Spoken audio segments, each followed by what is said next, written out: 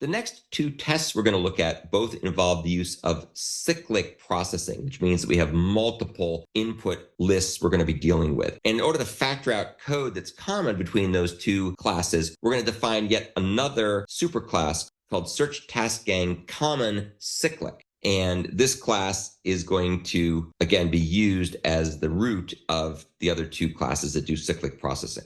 So let's take a look at this class. This class customizes the SearchTaskGangCommon superclass by factoring out code that's used by the cyclic TaskGang implementations. So it goes one step further, and you can find the code here in my GitHub repository. So let's take a look at what it does. It's got a constructor, and the constructor is going to create a new exit barrier that will be a countdown latch with a value of 1. We just need a value of 1 for this. And the advanced task to next cycle hook method will simply check to see if there's no more input. And when there's finally no more input in all the input we've been given, then we're going to call the countdown method on the exit barrier, which will cause the main thread to shut down. So let's go ahead and take a look at the code for SearchTaskGangCommonCyclic.java. So here we are once again in my barrier TaskGang project. Let's go take a look at SearchTaskGangCommonCyclic. This is a very, very simple class. It just extends TaskGangCommon, so it gets everything it defines. It defines a constructor that passes up to the superclass the words defined and the strings to search, and then it creates a new countdown latch that's initialized to 1, which will cause the await task done hook method called by the TaskGang framework to block until the test is finished. And we do this because we only want to finish when there's no more input left. So when there's no more input that